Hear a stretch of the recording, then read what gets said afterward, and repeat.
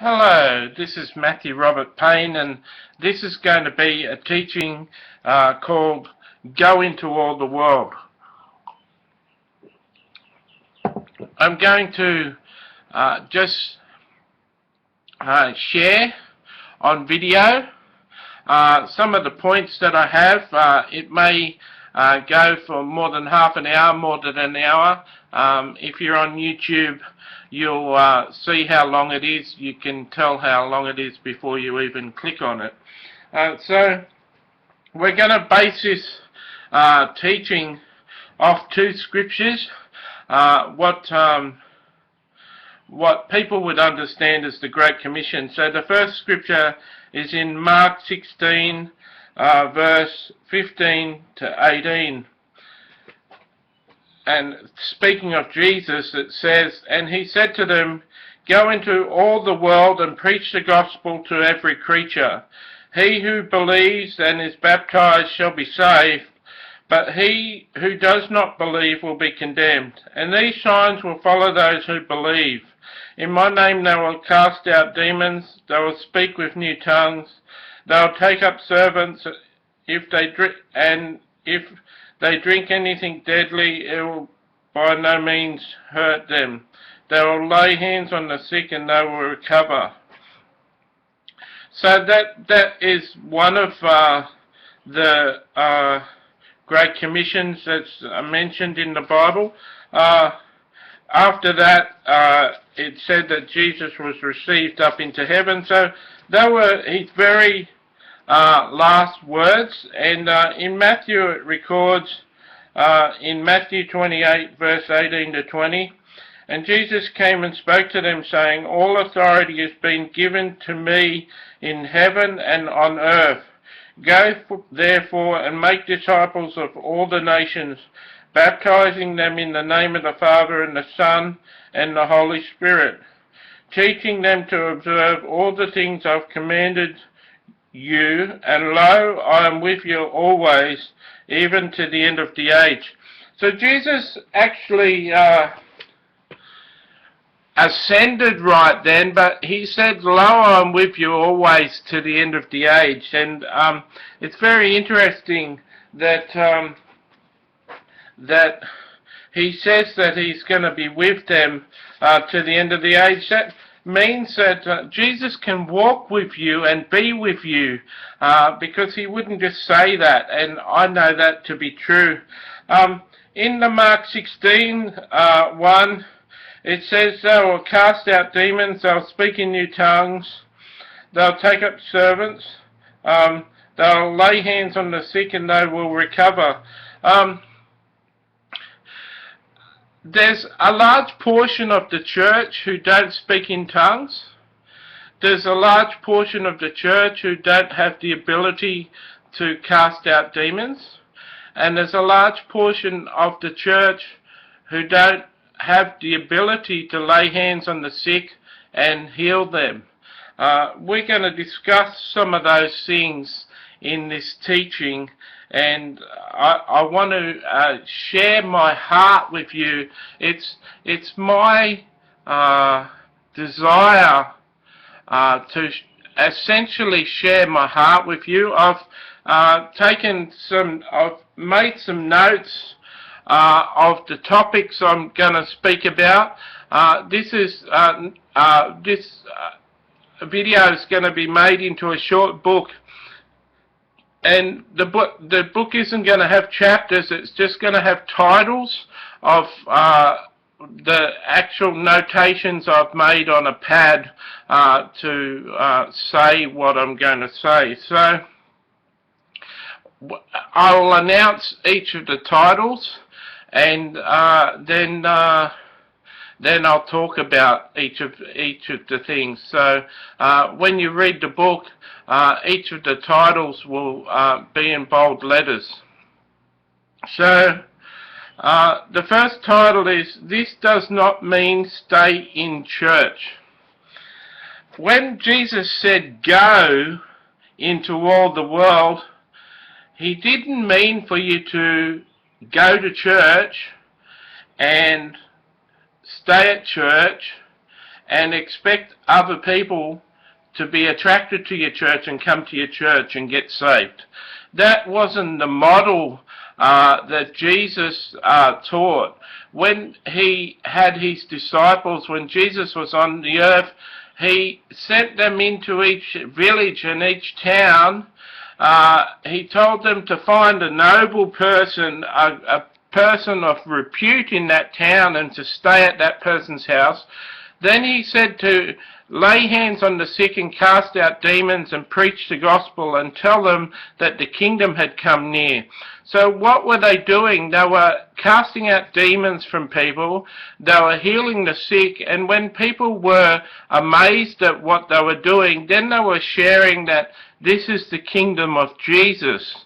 This is how Jesus operates. Wouldn't the world be an amazing world if we had people who had the ability to heal? There's a good friend I've got on Facebook that I know from Facebook, and I know from his website and his blog and from his books.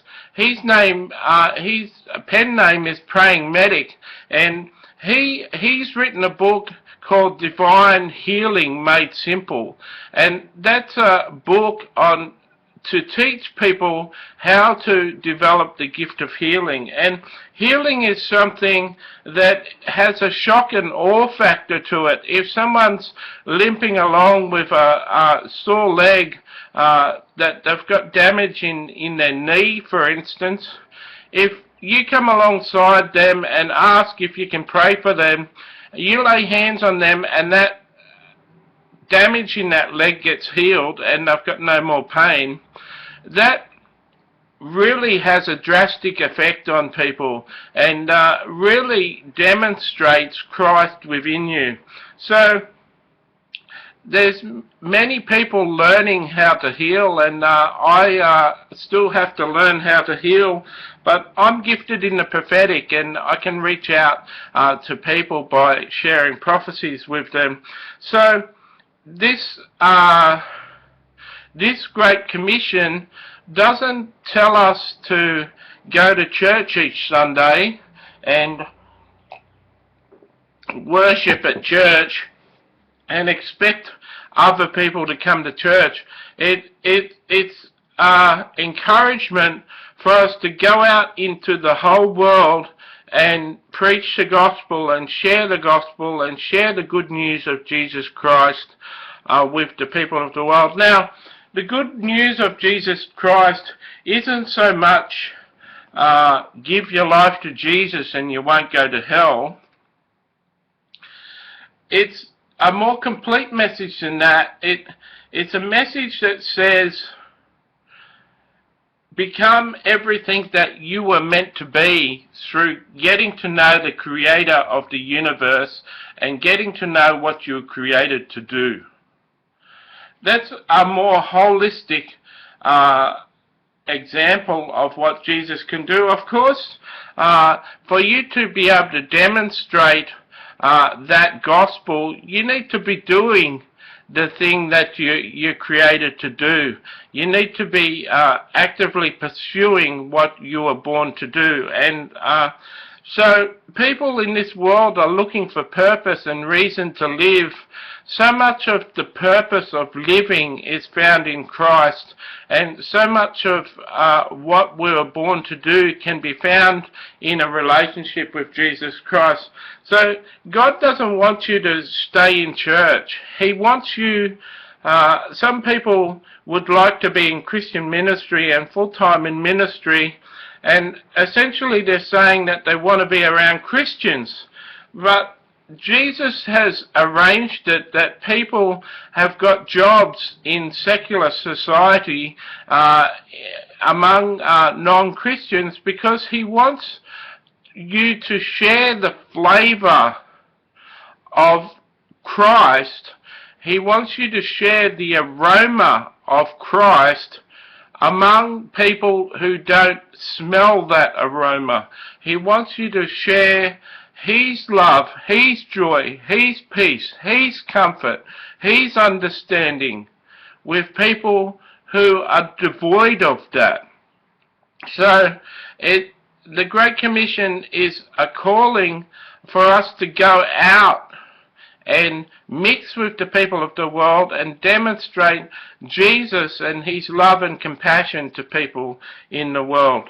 It doesn't mean going to church each Sunday and that's all you do. Going to church each Sunday and going to Bible study once a week isn't fulfilling the Great Commission. Now, I'm not here, this book isn't here to be a guilt trip.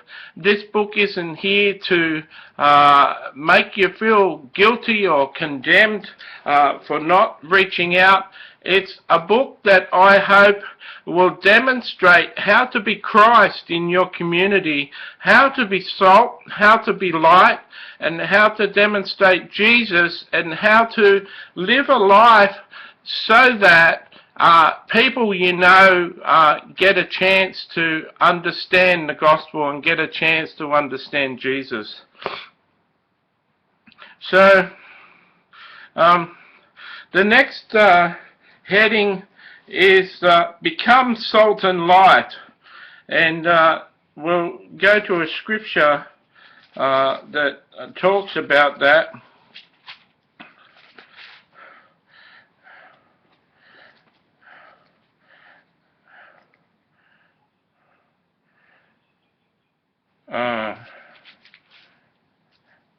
Here we go. So, Matthew 5, verse 43,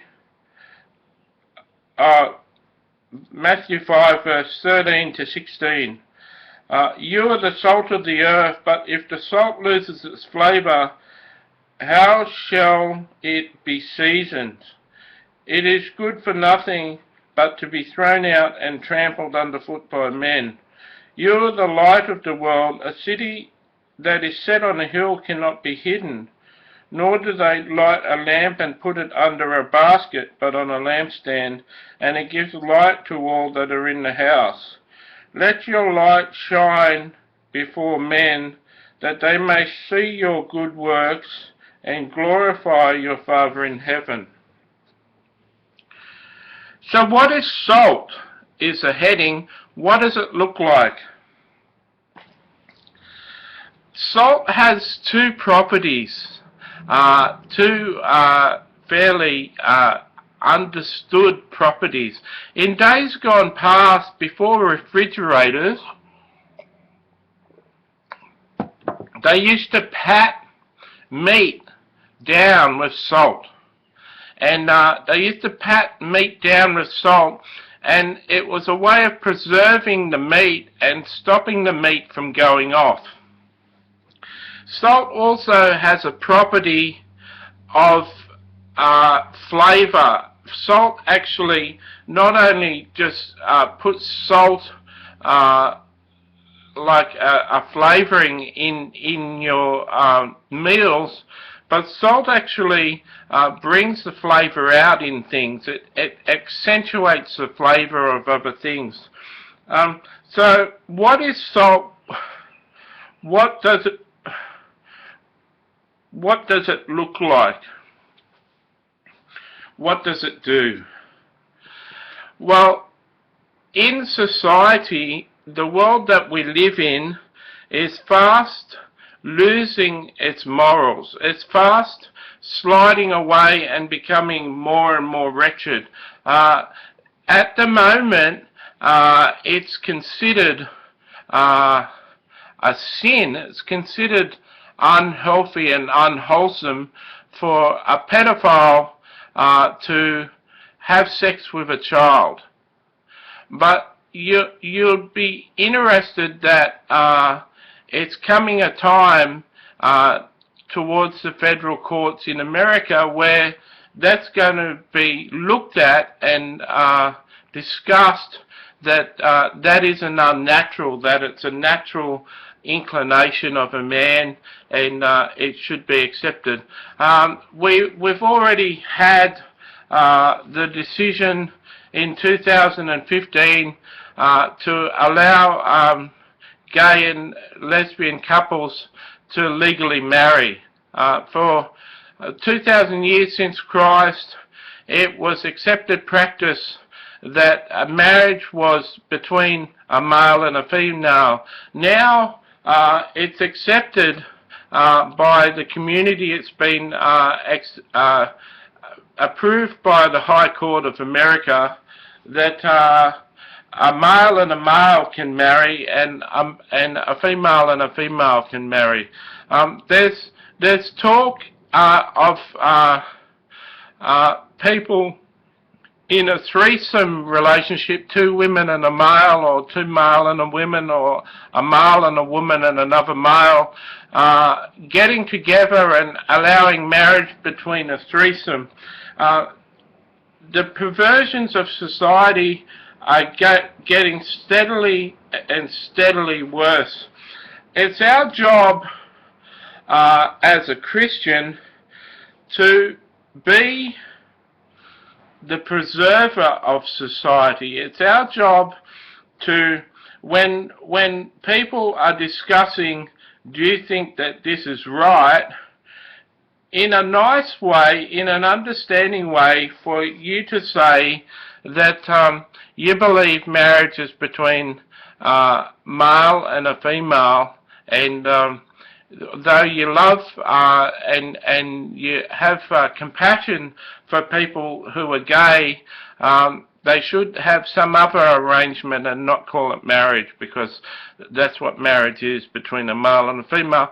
You have to have your understanding and your voice prepared for these times that we live in. People want to know, is it okay to spend half an hour on Facebook while they're at work? Is it okay to log on to Facebook and interact with Facebook for half an hour while you're working 8 hours? People need to see that you don't do that. People need to see that when you're at your desk, you're never on Facebook. You're not checking your Facebook. And the only time that you check your Facebook and interact with Facebook is on your break in the tea room, that they may see you on Facebook. But someone who is salt wouldn't so much be on Facebook on their break. They'd be talking to other staff and interacting with other staff and be friendly with other staff. So people are looking to us for standards. They're not looking to us to be judged. They're not coming to us to hear our decision or our judgments on certain things.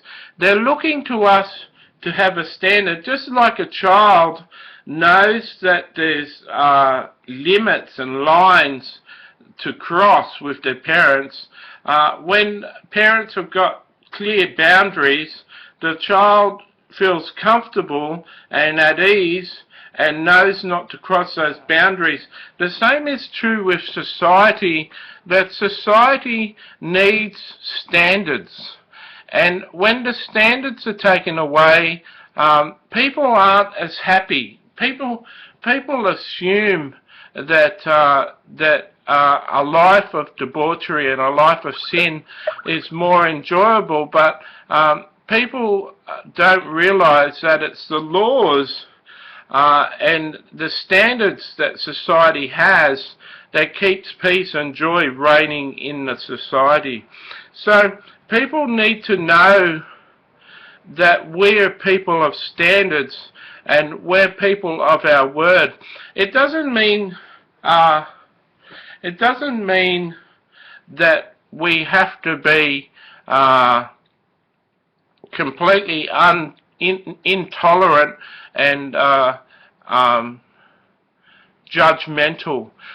For instance, I've got about 3 gay friends and about 4 lesbian friends at the moment. They all know they're loved by me, and each of them have got a Christian faith.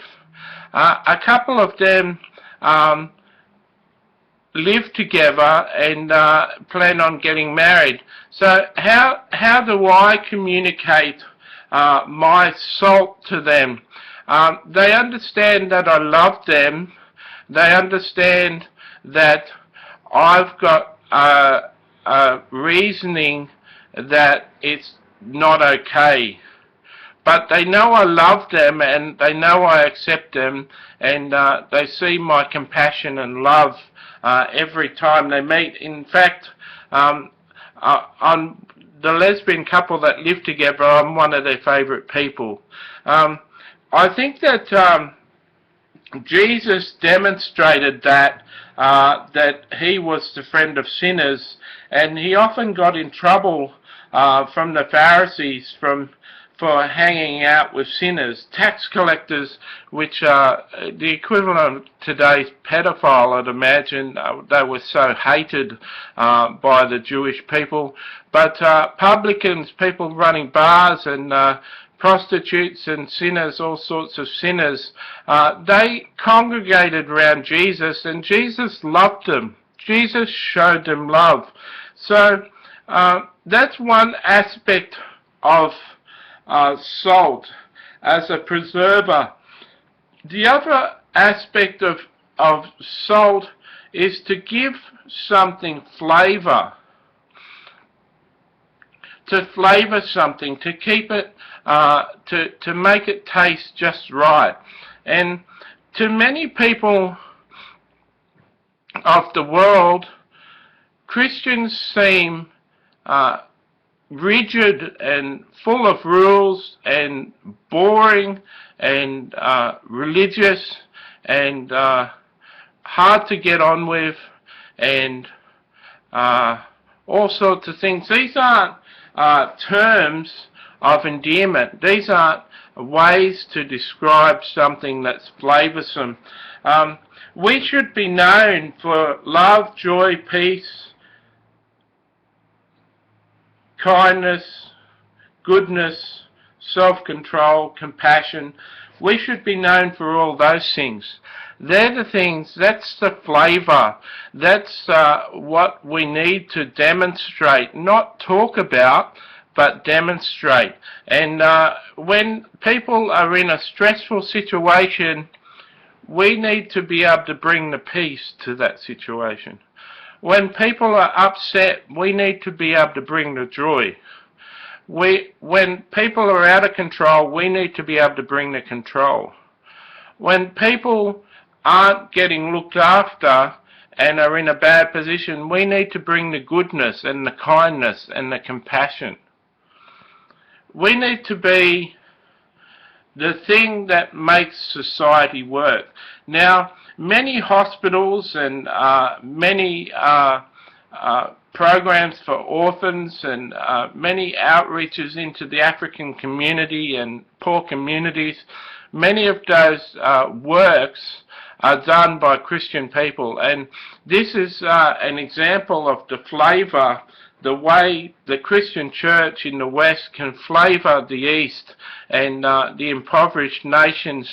They can come in and fulfil the needs of the community that they're in and that they're mixing with. We need to be able to be beautiful. We need to be like an aroma, like a pleasant aroma. This is like for a male, as a female walks past and she's got a nice perfume on, it's like an attraction goes towards that perfume, and women would be able to appreciate it too. When a woman walks past with a nice perfume on, other women would recognise that and say to themselves, I wish I knew what that was because I like that. We need to be like that perfume. We need to be something that the world is jealous of. When terrorist threats happen, and we just had the trouble in Paris as I doing this recording and making what will become a book. We just had terrorist attacks in Paris in November 2015. We need to be the voice of reason. We need to be the voice of peace. We need to bring the comfort. We don't need to be stressed. We don't need to be worried. We need to be people that are self-assured, that bring reason and good argument and good conscience and good understanding to situations. If we as a Christian body are posting all over Facebook saying don't let the refugees in because they're going to be a Trojan horse and they're going to destroy people, that may all be true, but our attitude sucks. We need to demonstrate Jesus Christ, and many people can't demonstrate Jesus Christ because they don't know who Jesus Christ is. They don't understand who Jesus was. They don't understand Jesus. They don't know him. And in order to be successful at being a flavour, in order to bring flavour and saltiness to the world, we need to understand who Jesus was. We need to understand that he was someone remarkably different to what people believe. I've got 2 books. One book is called Kingdom Nuggets, and a lot of that book I go into the life of Jesus and what sort of person he is. And I've got another book called Jesus Speaking Today that goes into the life of Jesus and spends time talking about Jesus' life. It would be helpful if you got those books and had a clearer understanding of who Jesus is. It's a good thing to understand what being salt is. It's a good thing to understand who Jesus really was and how he reacted and how he positioned himself and demonstrated love and demonstrated the love of the Father to people on the earth. He isn't just a person who died on a cross. He's a person that laid down his life every day, that gave of himself every day, went out of his way every day to fulfill the needs of the people that come to him. He was able to fulfill the financial needs of people who came to him for money. He had rich people giving him money all the time. He always had money that he was giving away. That's why he put Judas in charge of the money, because someone had to be a treasurer and look after the money, because so much money was coming in and it was going out just as fast. But I'll leave you to read those other 2 books of mine and get an understanding of who Jesus was so that you can better demonstrate him. So the next heading is, what is light? What does it do? Well, light is, when you're lost, light shines and brightens things up and leads you into safety. It says here, you are the light of the world. A city set on a hill cannot be hidden, nor do they light a lamp and put it under a basket, but on a lampstand, and gives light to all who are in the house. Let your light shine before men, that they may see your good works and glorify your Father in heaven. Do they light a lamp and put it under a basket, which many Christians do? They don't shine their light, but you put it on a lampstand and it gives light to all that are in the house. So if we have that, put it on a lampstand and it gives light to all that are in the house. If you're in a telephone call centre and your job is to be a supervisor of the people taking the calls, for you to be the supervisor, you actually were at one stage a person that was taking calls. And as a supervisor, you'd be one that would come in on calls that are problem calls, and you would solve the call and solve the problems of the person on the other end of the line with your knowledge and your wisdom and with your authority in that position. So, being the light in that situation means being grace, understanding, kindness, goodness, joy, peace, love, compassion to everyone in that building. To be the best encourager, the person who builds people up, the person who listens to people, the person that goes beyond the call of duty and really demonstrates love to the workers, demonstrates the compassion and the understanding that is needed by a supervisor. Sure, there'd be rules and there'd be regulations, and if you consistently came in late, he'd have to speak to you and discipline you and set the boundaries that are helpful for society and helpful for any workplace. So you'd have to set boundaries and make sure people aren't crossing them, but you could have a measure of mercy and a measure of grace and understanding of the single woman who's got children, whose children get sick and she has to ring up and she has to stay at home because her children are sick. To have understanding and leniency. To be light is something that's attractive, something that when you're in darkness, you're attracted to light because light shows you the answer. And being that supervisor would be someone that all the workers are happy to work for. Being that supervisor is someone who sets targets and goals, and because he's such a nice person, because you're such a nice person, everyone strives to reach those goals to make the supervisor happy and to help the supervisor get his bonus for the month because he's such a beautiful person.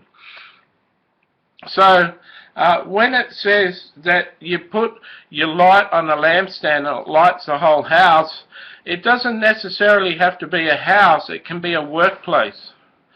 So you can be that person in the workplace that listens, that's caring, that doesn't gossip, that finds solutions, that has compassion on people, that's full of mercy with people, that's a person who's there to listen to people's struggles and who actively tries to help people in their struggles. And I'm going to go into more detail as we progress, but being light is an amazing and powerful thing that you can be.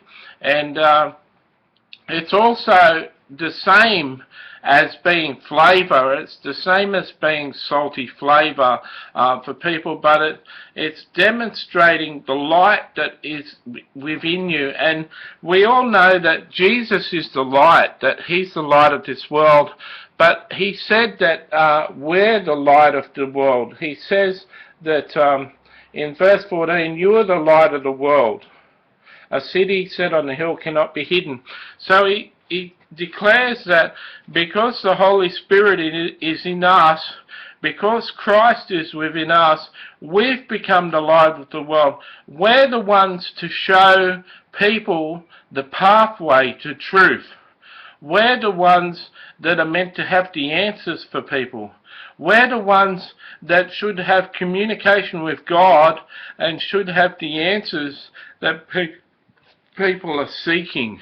We should be the conduit that people have to God.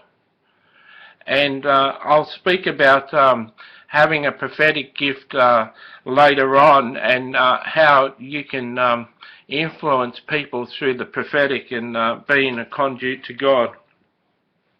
So the next topic is how to become salt in your community. So what is some ways that you could become salt in your community? What are some ways that you could influence your community? One way you can influence your community is to be salt in your workplace. Now, I'm sure that the majority of people who read this book or watch this video aren't working in a Christian ministry. Most people that work out there in the world aren't working in a Christian ministry, a church or a mission organisation. So how can you be salt in your community? First of all, be salt, be the flavour, be the preserver of where you're planted. And you're planted in your job. Some people complain and say they wish they were in a workplace that had more Christians. They feel assaulted at work. They feel like they're the enemy. Do you know something that I can share? I've never seemed to have a problem with non-Christians. Non-Christians always seem to love me. That's what's different. I think that's one of the main reasons I'm writing this book. Because I want to demonstrate to you, I want to share with you some keys and some concepts about how to be salt in your community. You know, everywhere I go that serves food, you know, I'm known. At my local shop, where it's a walk home from the station, I'm known by those people who run that local shop. At my gas station that's just down the road from my place, which is the shortest walk from my place, I'm known by all the workers there. I'm loved by the workers there. They love seeing me. They greet me when I come into the store. They don't greet everyone when they come into the store, but they greet me. As I'm walking into the store, I'm a fair distance from where they are, about 20 feet, and they say hello. They don't do that to everyone that comes in the store. I take an interest in them. I ask them how their day is, how their shift is, how their family life is, how their studies are. I ask them questions and I'm interested in them. So you can be salt in your community by being a good flavour, by being Christ to your community, and especially at home, especially at the place that you're planted. Many people, there's a lot of casual jobs these days, but many people work 8 hours a day, 40 hours a week in a job. You actually spend more time in your job than you spend awake at home. This is the place where you should be having the impact. Of course, it's good to be an influence in your own home, but it's the place where you're spending 8 hours a day that God wants you to be that salt. He wants you to be that flavour.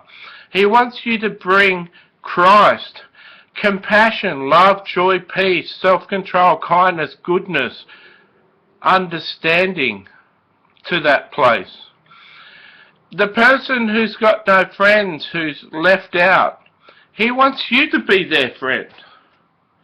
The person who's maligned because they're a Hindu or because they wear a turban, or the person who's being picked on, he wants you to come alongside of. He wants you to speak up on their defense. He wants you to be a beautiful person.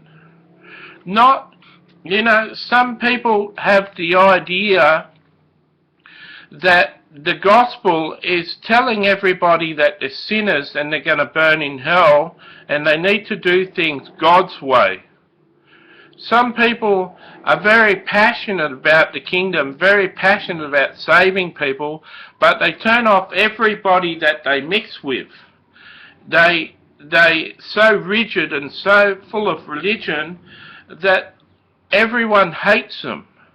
This is not being salt in your community. Of course, if a gay man asks you whether you believe in gay relationships, whether you believe in marriage, equality, they call it these days, like we're not equal, you can state very plainly that God created Eve for Adam, not another Adam, and that that the proper understanding of life is male and a female, although you understand his sexual orientation and you understand that he's attracted to a male, but you don't really agree with gay marriage. You can say that you understand the commitment and the sense of commitment to their love relationship, but you can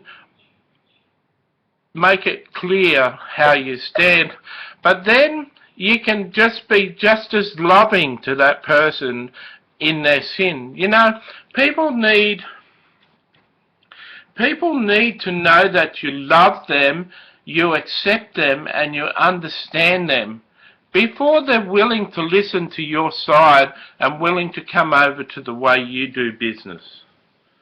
People need to know that you accept them, you love them, and you understand them before they're going to be willing to hear any different from you. Being salt doesn't have to renege on what you think. Being salt doesn't have to have you back down on what you believe and what the Bible says. But being salt is being compassion, love, kindness, goodness, peace, love, joy, understanding to people. Jesus loves me despite my sin. He loves me in the midst of my sin. God demonstrates his love for us, that whilst we were still sinners, Christ died for us. Whilst we were still sinners, Christ died for us. So we need to demonstrate to people who are living in a life of sin that we love them, that we accept them, and that we understand them. And take some time to understand people. If you've got a lot of Jews in your workplace, because you work in a Jewish workplace, wait a second.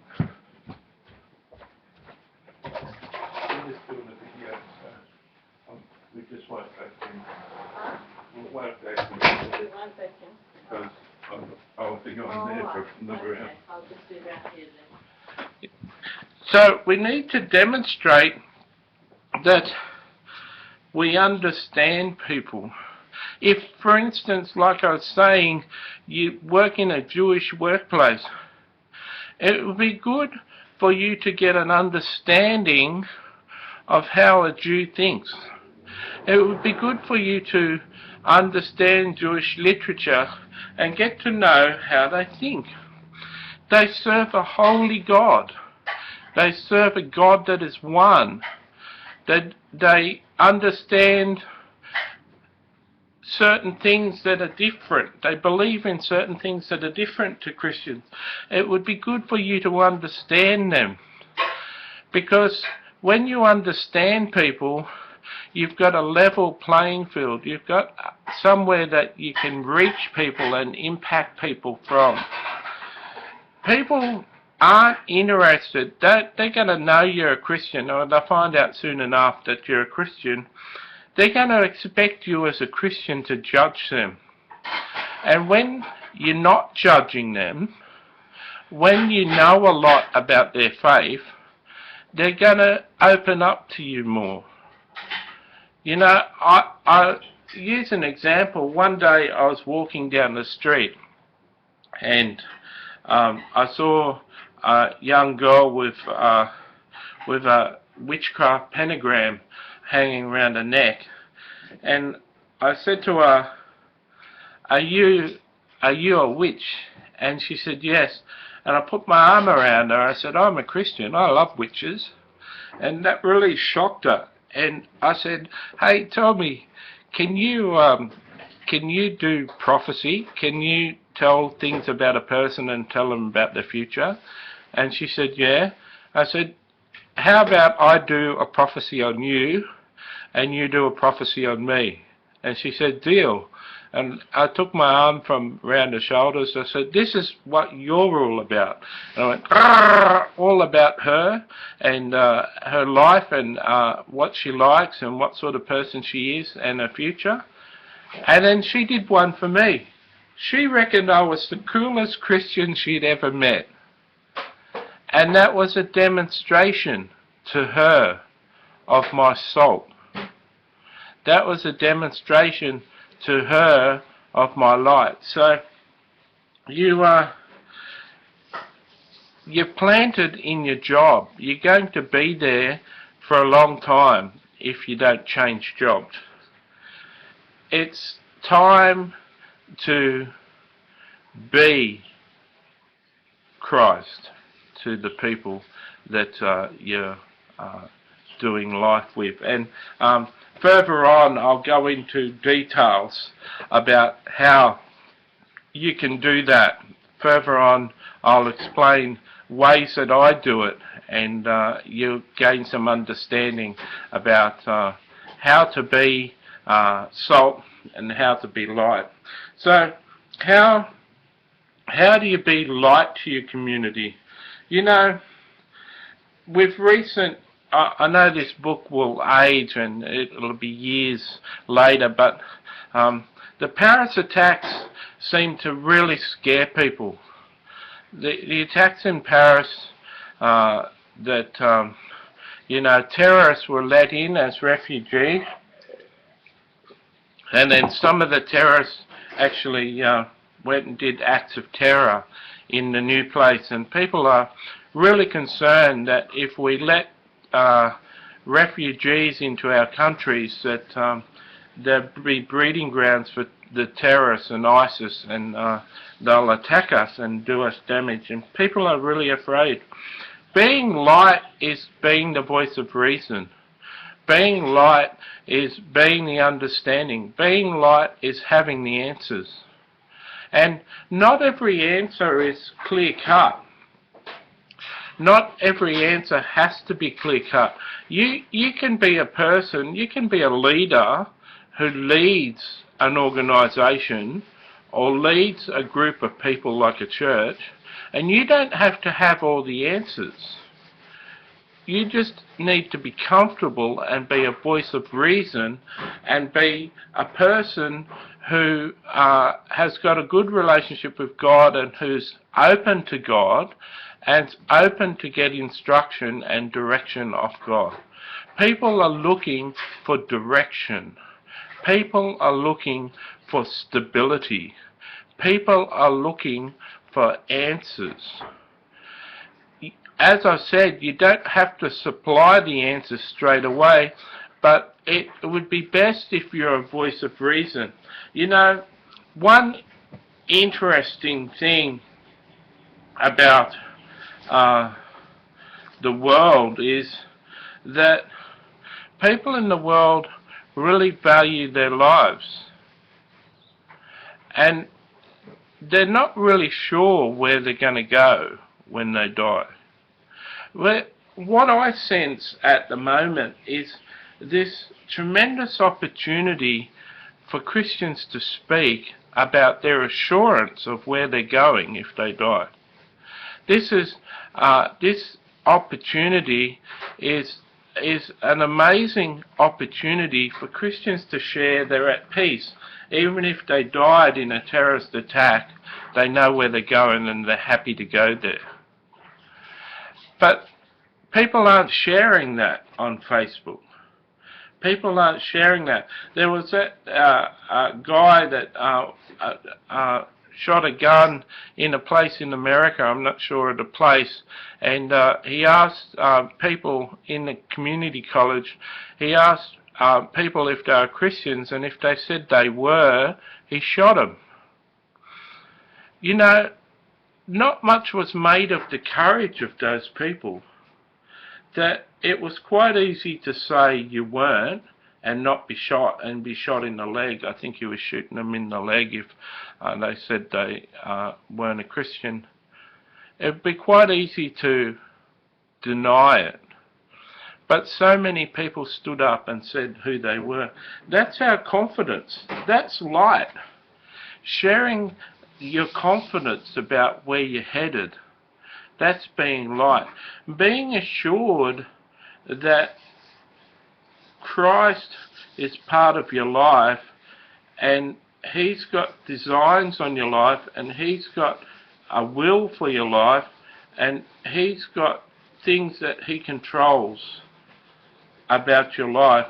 Being able to share that with people in situations where there's Syrian refugees and conflict and danger with terrorists, being able to share those sorts of things, that you're confident that your life will be directed by God, and you're confident about where you're going, and you're confident that the world can overcome this. These are all ways of being light. You don't have to have your head in the sand. You don't have to. People are looking for a voice of reason in this time. People are looking for others that just ignore the situation. People are looking for people who just pretend the situation isn't happening. They're looking to engage with people. They're looking to find answers with people. And being light, being available to share truth and to share wisdom and to share knowledge of God and His ways and His reasonings is a way that you can share light with your community. Okay, now we're going to get to some practical things. So the next heading is called Encouraging Others. We live in a world where things can be pretty tough. People can be working many hours just to earn a living and not even approach paying all the bills, and having credit cards and having worries and concerns. They can live in a world where there's so many advertisements and there's so many things that are being said that a person has to possess and own to have a successful life. There's so much pressure on the average person to survive and to get by, and people working in jobs, doing the best they can. I believe most people, 70% of people at least, are doing the best they can in their jobs and with their life. I don't feel that there's a large proportion of people who are doing subpar work or substandard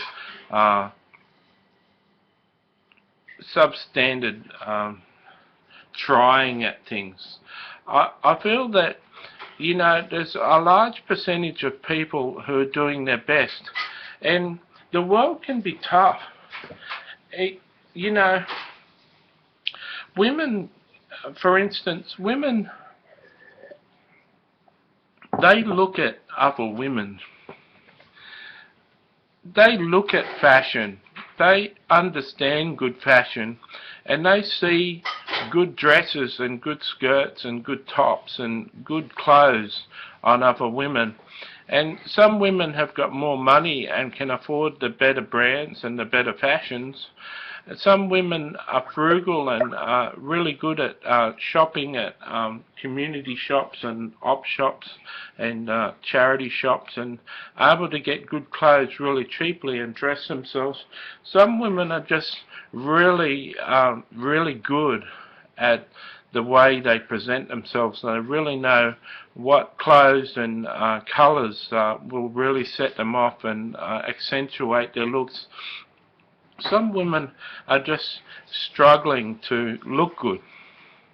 So one of these women, for instance, who's struggling to look good, one day she buys a dress and she keeps that dress in her closet for 6 months because she's not really sure how nice it is, because some of these things need other people's opinions before you can be sure of it. So let's just say she wears that into your workplace one day and she comes across you and you say, gee, that's a beautiful dress, gee, that looks really good on you. How long have you had that? I haven't seen that before. And for her to say, oh, I bought it a while ago, so you reckon it looks good on me? Oh yeah, it really brings out your eyes. There's a compliment.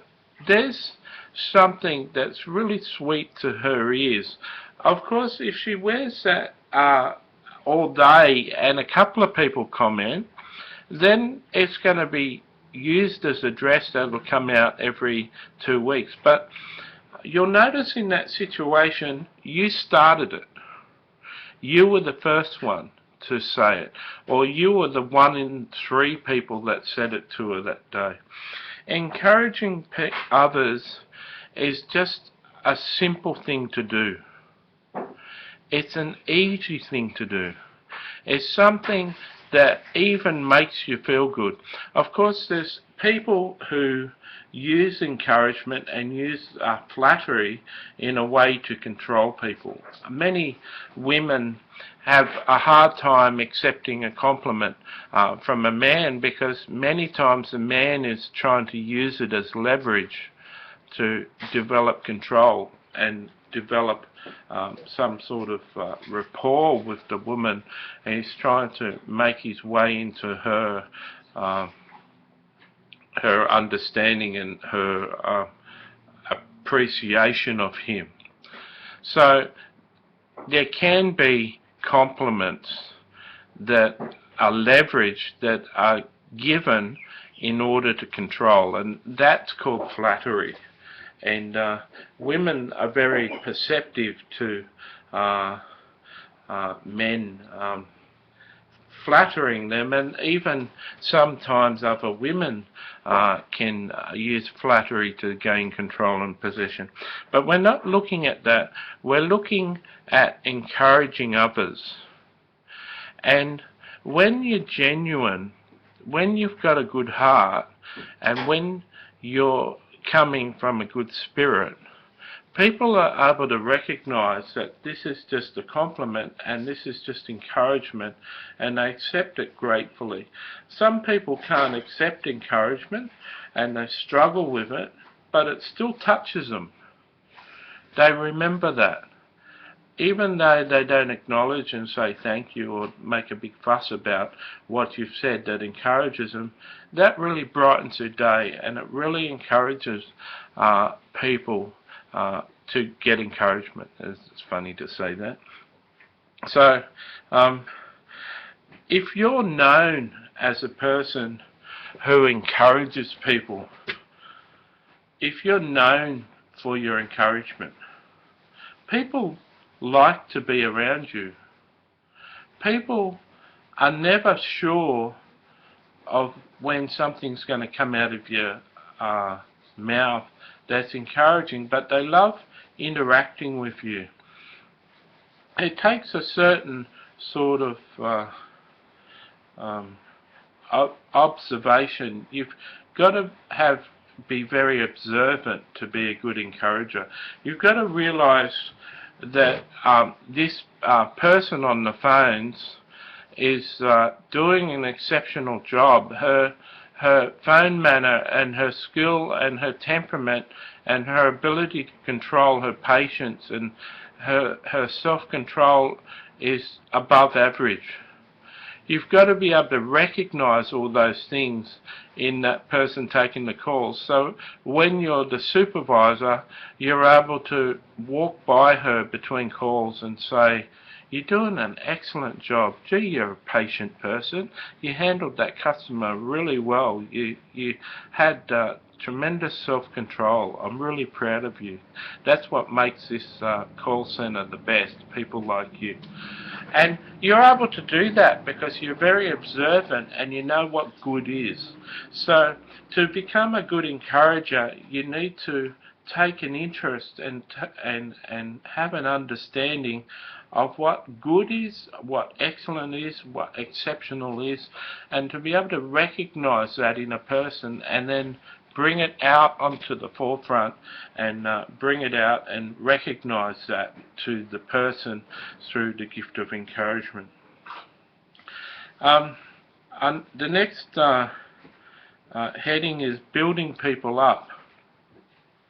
That's similar to encouragement, but building people up is also when people are weak and having struggles. Building people up is coming alongside them and lifting them.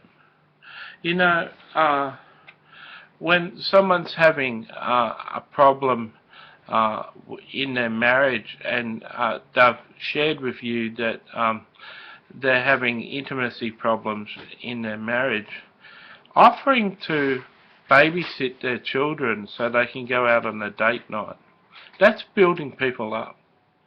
That's encouraging people. Offering to be the person that they can talk to. Offering to have that listening ear. Telling them that you can get together with them for a coffee sometime outside of work, and they can feel free to share their concerns with you and tell them you'll listen to them and offer any suggestions that you may have from your marriage and from your life of experience with a husband and children. That's a way of building people up. People want to know that you care about them. People want to know that you're there for them. And you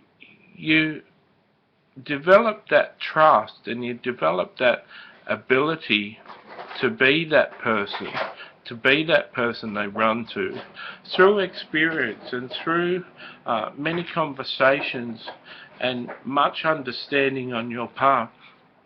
If I had issues that I wanted to deal with, I'll always go to a person who will listen to me, who's proven that they listen to me and proven that they don't judge me and has proven that they give good advice. But a person who listens, first of all, who's very understanding and not judgmental, I'm not necessarily going there for the advice because I'm smart enough to work my things out myself, but you'll accept advice from someone who's a listener, who's not judgmental and is compassionate. You'll be open to hearing advice from them. For instance, I'll share that I've got a pastor who I really love and we're really good friends. I think in 3 years of him being a pastor, he's only given me advice twice. And I've taken on what he said, but he's only offered it twice because he didn't need to at other times. All he needed to do was to listen and have compassion and understanding. People want you to listen. People want you to understand them.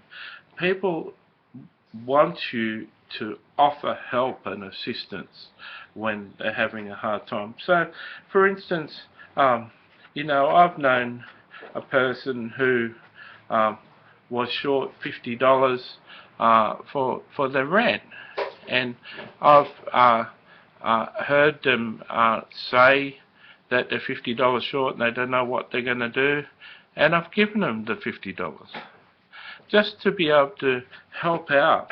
Now, I'm pretty sure that they were short $50 of the rent. I'm pretty sure that they didn't use the $50 for drugs or alcohol.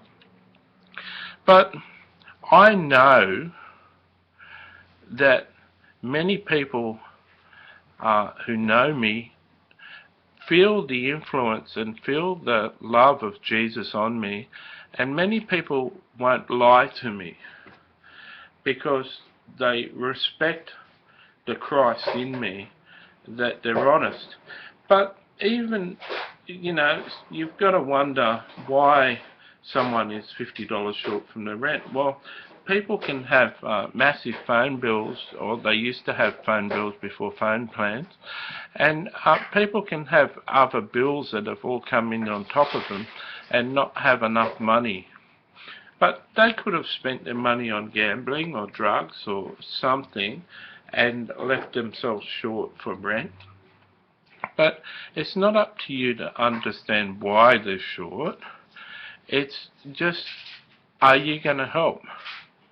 You know, some people ask for prayer, and then when you ask them, what they need prayer for, they share that they're $50 short on their rent, and they need someone to offer them money. And not all of them have the agenda to ask for prayer for you to give them the $50. They're asking for prayer because they want help. They want supernatural help. And you become that person. So going into all the world, I want to share with you, isn't just affecting non-Christians. We're told to be salt and light to everybody. So people who may be struggling, someone who's struggling in your Christian church, being salt and light is being able to supply those needs and help the people out and encourage people and build people up, no matter who they are, whether they're a Christian, whether they're a Hindu, whether they're a Muslim, or whether they're a Jew. Building people up is the same for everybody. So, okay, the next topic is being a positive voice. You know, this world we live in is corrupt and getting dark and getting scary. We're living in a world that is coming apart as it seems. You know, I'm not sure when you're going to be reading this book, but if you're going to be reading this book in 2016, I'm sure that ISIS will still be a threat. And even if you're reading this book after ISIS has been dealt with, if they get dealt with, I'm sure you can remember when ISIS was a threat. We need people in this world that are positive. We need people in this world that can bring a good light on situations, that can bring a positive voice to situations, that can be the calming effect and a voice of restoration, a voice of peace, a voice of control, a voice of surety in the situations that we're in. And to be a good influence on people who don't know Jesus, it helps if you're that positive voice.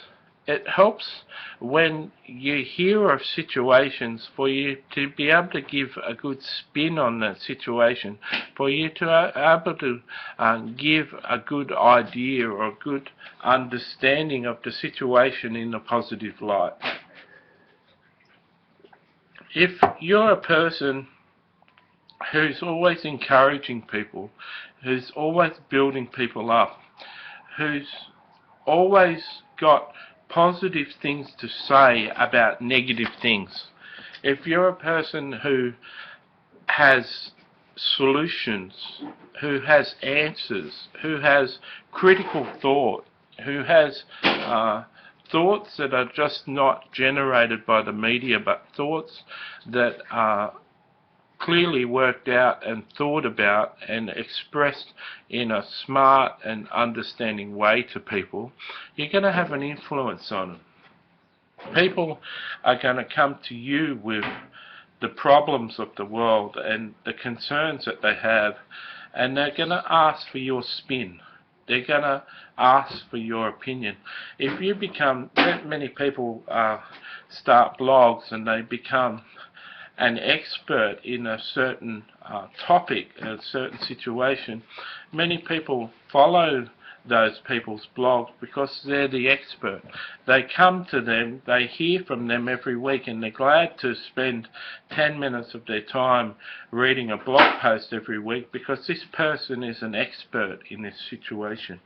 If you become the positive voice in your workplace, if you become the answer, if you become the person that can be run to, that can be depended on, that can be looked to for positive answers, then you become attractive, especially if you're combining it with the other attributes that I've covered so far. You don't have to be unreasonable to be positive. You don't have to be a person who's smiling all the time. It's quite alright for you to express your fear. It's quite alright for you to discuss that you're in two minds about letting refugees into your country, that on one hand you understand compassion and giving people a safe place to live out of harm's way and for them to be fed, but it's another thing to let a Trojan horse into your country and let 1,000 individuals out of 10,000 that are susceptible to being violent people and doing acts of terrorism. So it's quite a right to express both sides, that you want to show compassion but you're also worried. But in the midst of that you can be positive. In the midst of that you can have a positive influence and a positive voice. People are interested in leaders. People are attracted and will always find themselves someone to lead them. They'll always look up to someone who can be a leader in thought for them and do their thinking for them. People so often on Facebook share posts. Some posts you see have 150 shares. Some people have, I saw a post the other day, just yesterday, that had 23 likes and 25 shares. Like, there's more people that shared it than liked it. I think the 25 shares didn't so much like it, they just pressed share. Like, someone had said something that was so powerful they had to share it with their friends. There's a leader who wrote that. There's someone that 25 people, more people than who liked the post, shared it. There's something that people said, I like that so much I'm going to tell my friends that. And that's that could be done with both positive and negative posts. Someone could post something that's a real worry and a real concern, and people might share that. But people are looking for leadership. The people are looking for people to stand apart and be someone and be a change and be a difference and be a solution to things. And as I've said, you don't have to share the answer. People are looking for thinkers. People are looking for people who have thought things through and aren't just going on what the media says. They're looking for people with minds and reasoning, and for someone to be positive about it. It's quite okay for me to admit that if we had refugees come to Australia, I think that I'd like checks done on them, and apparently they can get false IDs and false pass. I wouldn't mind them put in a certain place and studied and understood. I'm not sure what the solution is. It's okay for me to share that I'm not sure of what the solution is. I certainly wouldn't like terrorist attacks to start to break out in every civilization, every country that accepted these refugees. So it's okay to share it. You don't feel any worse about me because I shared that now. I'm in two minds, and it's okay to be in two minds. You don't have to gloss over it and say, God's in control, He's controlling everything, so we'll just trust Him. Because there's a misconception out there that He really is in control. He's allowed us to have self-will. He's allowed people to make their own decisions. And bad people make bad choices and bad decisions. And so He can't stop terrorist attacks. We can pray against them, and we can pray for wisdom and strength and knowledge and understanding, but we can't stop them unless, yeah. Sorry, That's all right. you think the blocks. Yeah. You need to go and get that thing from the building, see it again, Yeah, no. then Thanks. take the rubbish down. It's been 2 weeks holiday, so next time I won't. I'm up. Oh, I'll just make them up. You do cancel the donation.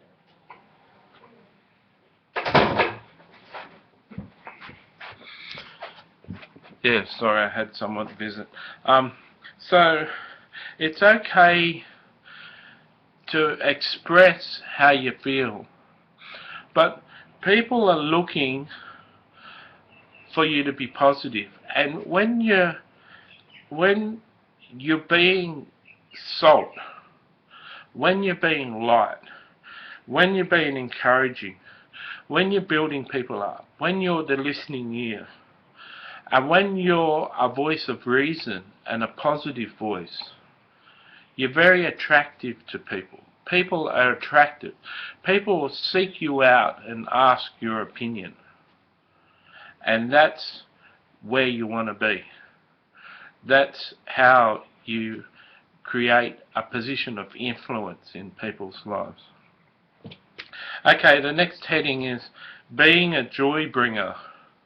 So,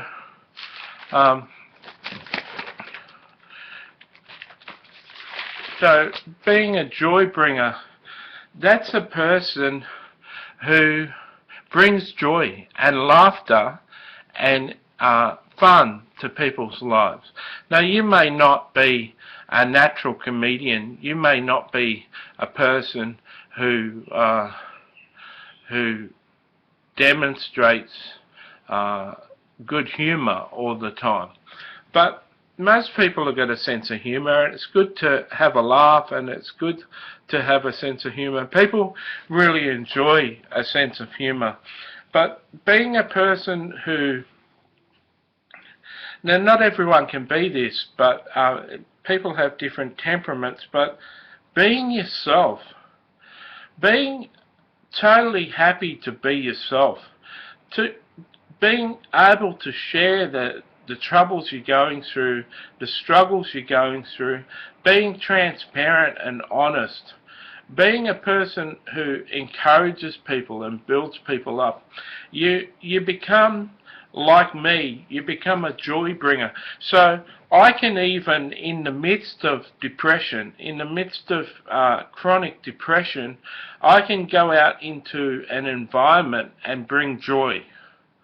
I'm like a comedian who, many of our comedians suffer from depression, and yet through their lives and as they interact with things, they see things that are potentially funny, and so they make comedy skits and they share things that have happened to them that are really funny. But underneath, they're really depressed and they live a real depressed life.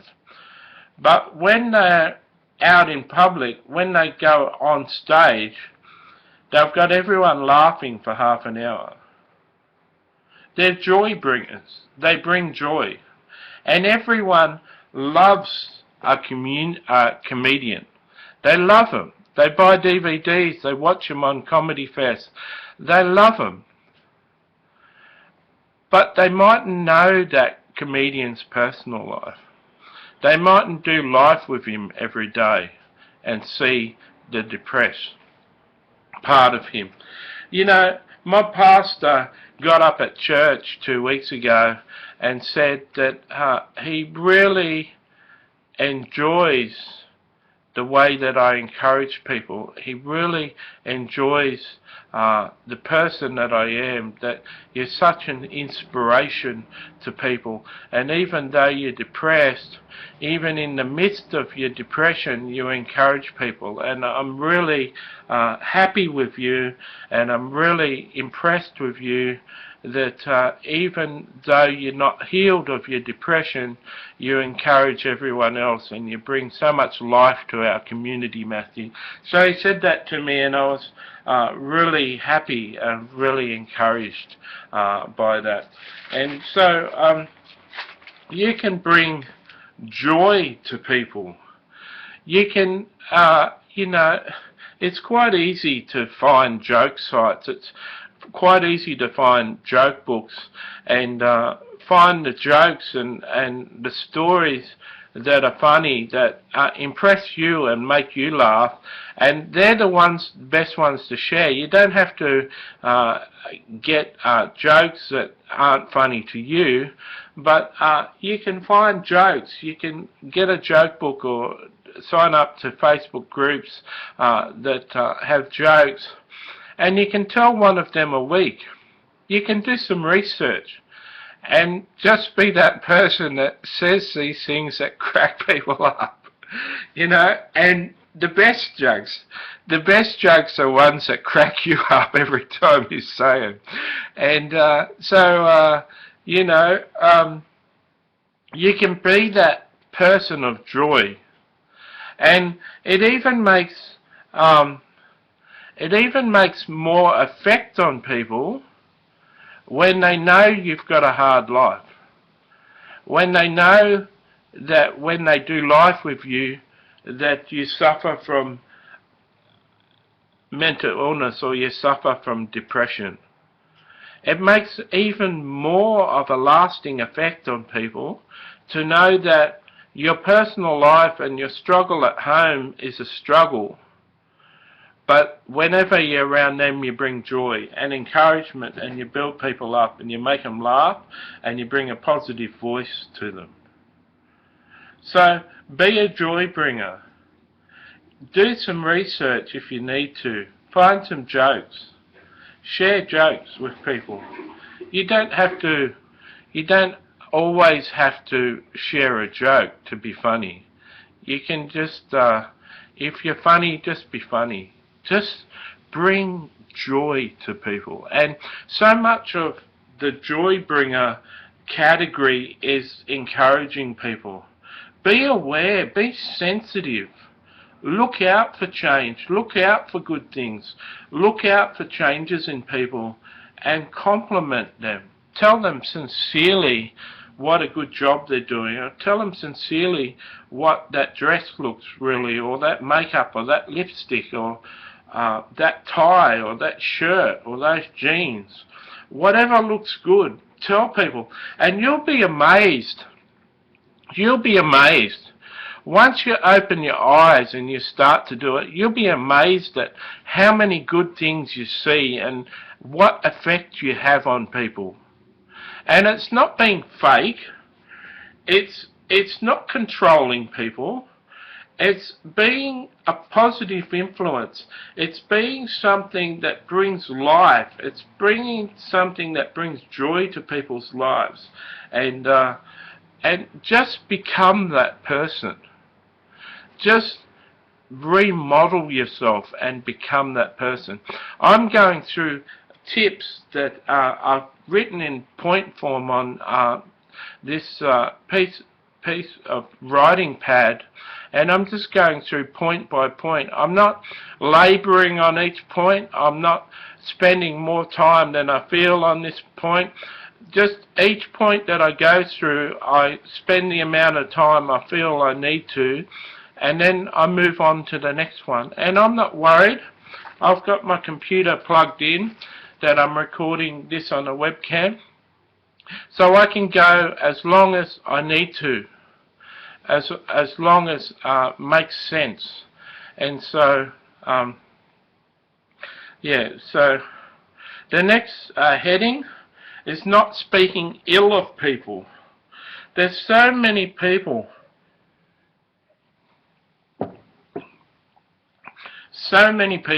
in this world, in the church and outside of the church, that gossip. There's so many people that speak ill of people. So many.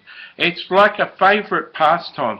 I think people enjoy gossiping so much because it makes them feel better.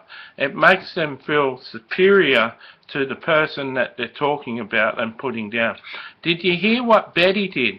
She asked Bob out and practically seduced him, and Bob said he's happily married, and so Betty overlooked him for the promotion and said that the sex is conditional on the promotion. What a bitch!